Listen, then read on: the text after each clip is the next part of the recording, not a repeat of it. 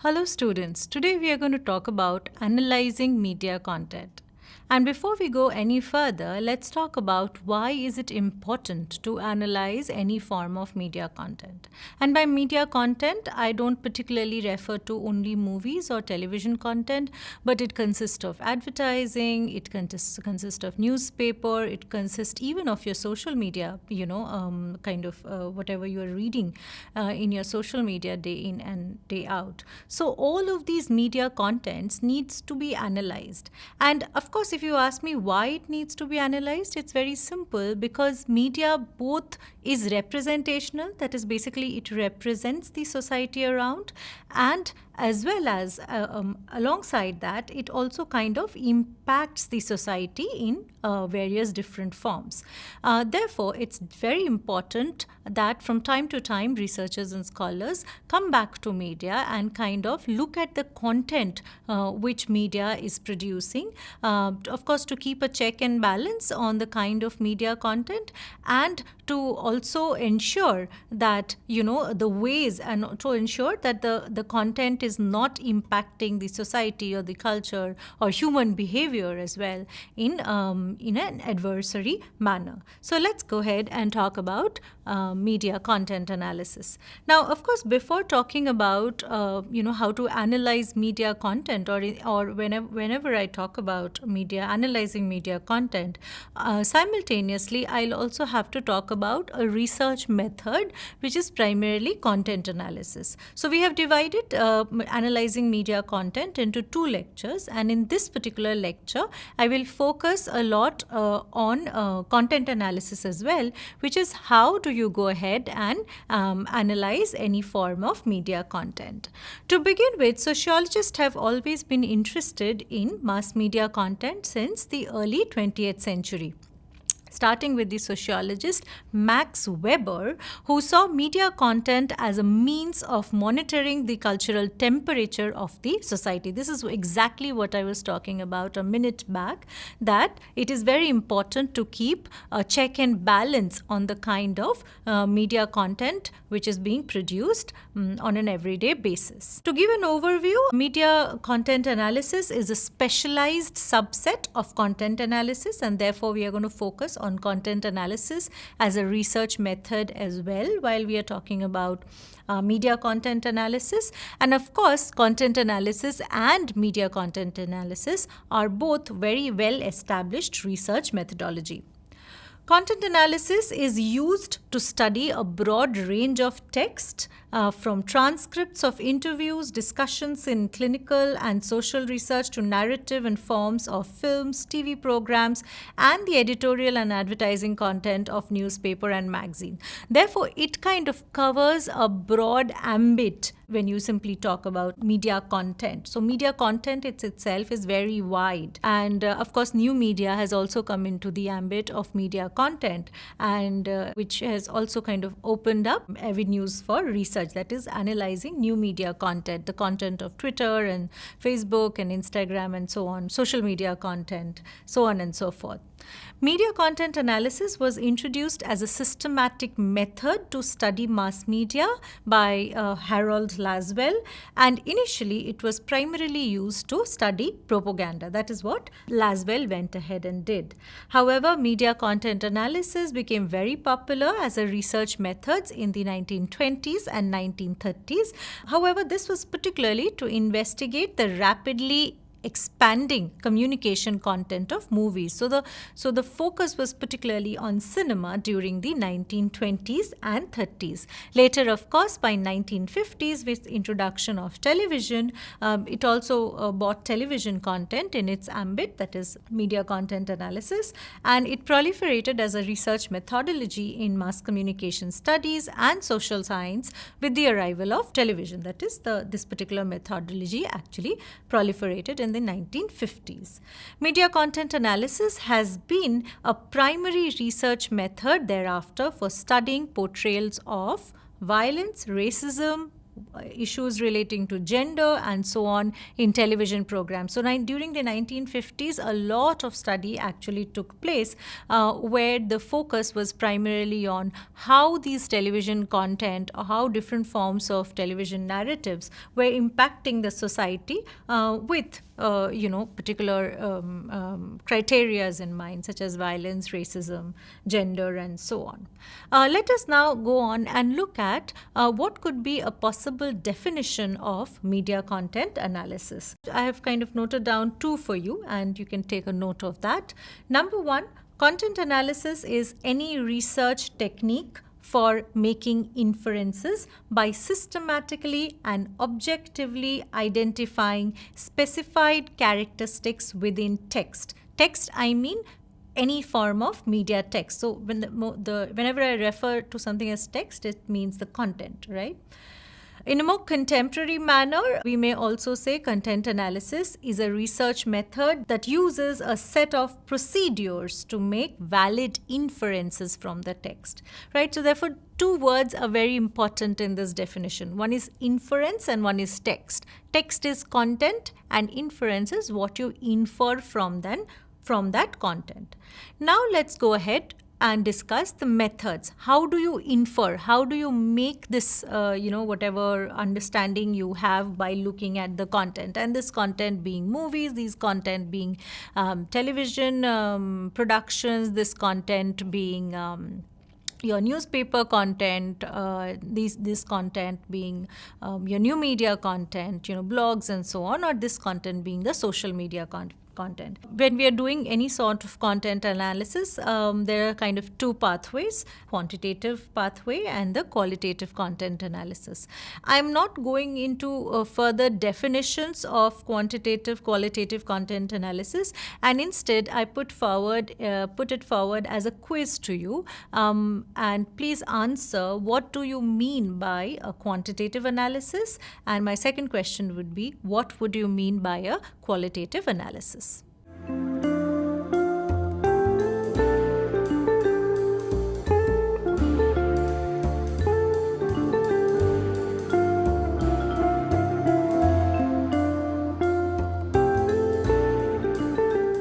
So students, I'm sure you were able to answer what is quantitative and what is qualitative analysis.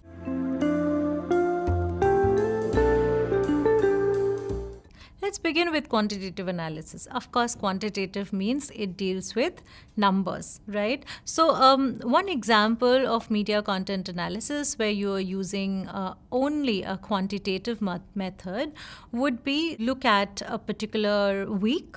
In that week, you take a time slot, say 8 o'clock to 9 o'clock, and you figure out, or 8 o'clock to 10 o'clock, and you try and figure out how many times a woman-centric ad is kind of coming up in that time slot in that particular channel. Now, this would be a classic example of it's a very simple, of course, a very simple example, but nonetheless an example of a sort of quantitatively acquiring a data. So any sort of data which is purely numbers is kind of quantitative data.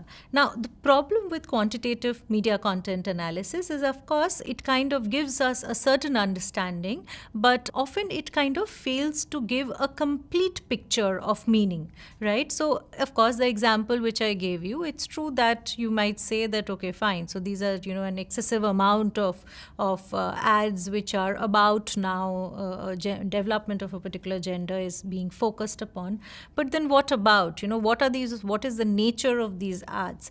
It's very difficult to have inferences of this sort if you're not alongside a quantitative analysis, you're not doing a qualitative analysis. So reducing large amount of text to purely quantitative data does not provide a complete picture, and this is what I was referring to, of meaning and contextual codes, since text may contain many other forms of emphasis beside a sheer repetition. This is what I was talking about. So it might give me an idea of how many times a particular topic is being brought forward with ads, but what is the nature of the content? More inferences about the content. That is something which will be missing in a purely quantitative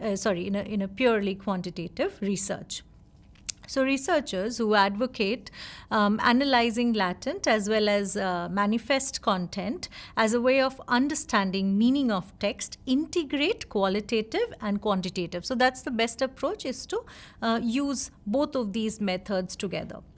I'm just quoting something. The problem with quantitative content analysis solely being done is the extent to which the quantitative indicators are interpreted as intensity of meaning. So you will say in my example that, okay, so a lot of development, ads which are related to development of women are now being screened in current time. So that's an inference.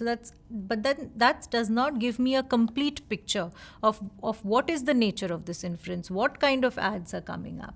So it's the extent to which the quantitative indicators are interpreted as intensity of meaning, social impact, and so on and so forth is some kind of missing.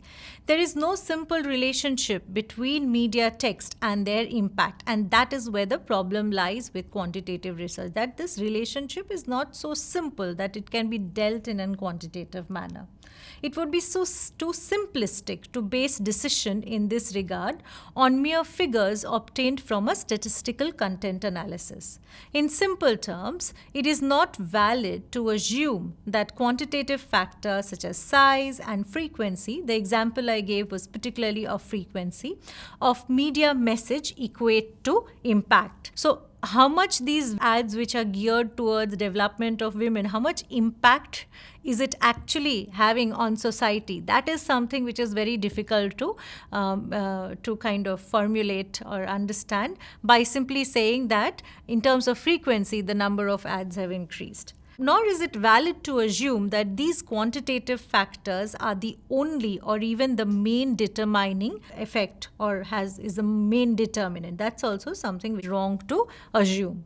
Therefore, quantitative content analysis has not been able to capture the context, and this is what is very important, context, right, within which the media text becomes meaningful, and advocate attention to qualitative approaches as well. And this is what advocates our kind of advocates, and we should use qualitative methods alongside the quantitative methods.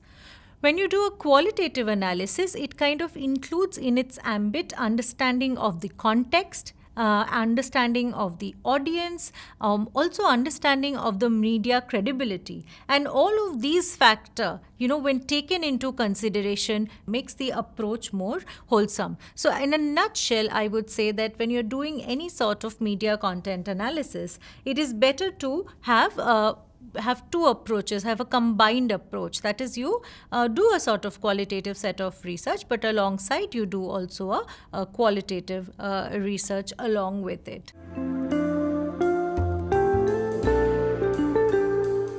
Now let's focus on how you do particularly a qualitative media analysis, right, or qualitative content analysis of any media text, right? So here basically you will have to find out the relationship between the text and the meaning, and of course you will have to take into consideration the points which I spoke before, because meaning is not unidirectional. Meaning depends on the audience, meaning depends on the context, meaning depends on what is the source of the content and the credibility. So taking all these factors, you have to make an inference about a text, and this is where the qualitative research particularly comes in, because any sort of meaning is open to multiple interpretation. Now you might ask me that you are saying that I have to derive inferences of the text, which means I am very important. In the sense, the researcher, the scholar becomes very important because he or she is deriving inferences. And it is absolutely true. In fact, this is somewhere where a lot of scholars pinpoint fingers on qualitative analysis, stating that, it is not as authentic in terms of authentic research as compared to quantitative research, because that's purely based on numbers and data and and so on and so forth. But yes, I mean, it's true that a qualitative data is not particularly based on numbers, and of course you are inferring the text, right? But there is a systematic methodology of doing so as well, right? And if you follow that methodology, then more or less you will come up with more concrete examples, more authentic understanding of the text which you are inferring. So what is, a qualitative content analysis relies heavily on researchers, which is true.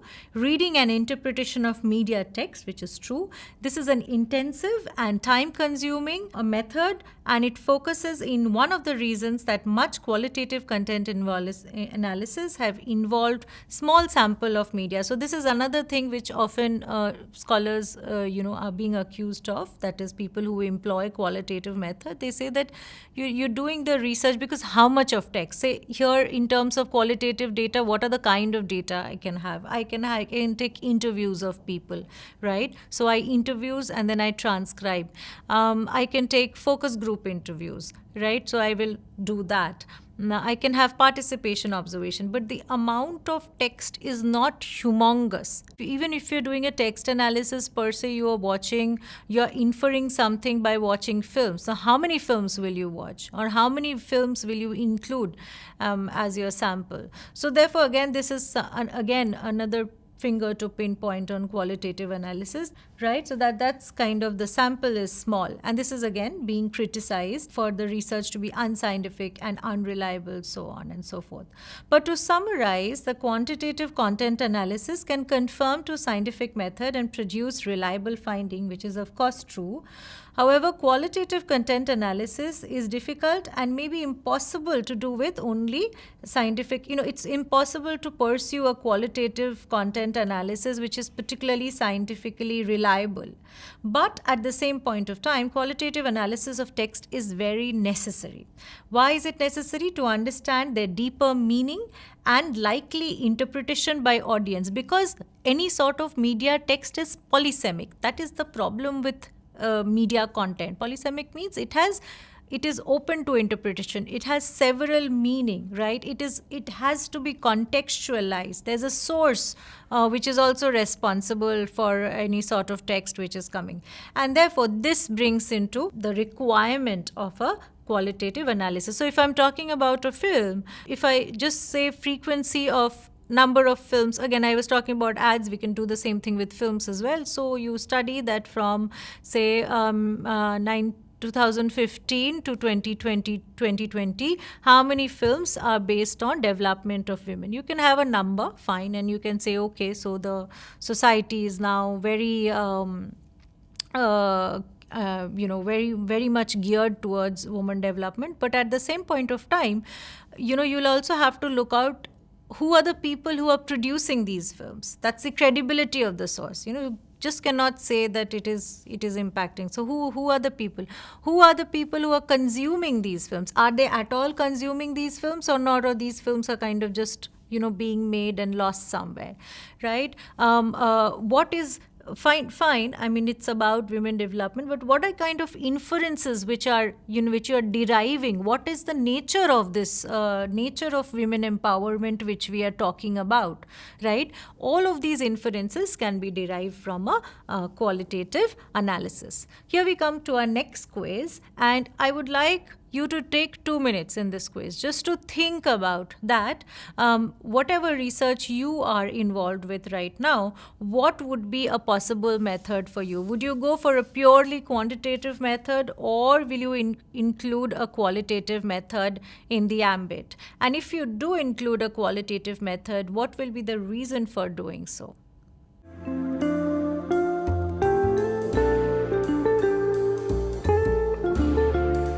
At this point, you might be thinking that how difficult the entire task it be, because qualitative analysis means taking interviews, qualitative analysis means focus group, qualitative means analyzing the text, as in reading a lot of text, which is all true, right? And in fact, the most difficult task is something called transcribing. That is, in my own research, I have taken a lot of interviews, right?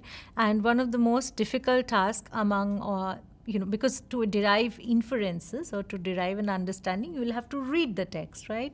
And for that, first is you need to transcribe. So transcribing is kind of a major work when it comes to qualitative analysis of any media text. So if it's a television news, then of course you'll have to transcribe the whole news and then derive your inference.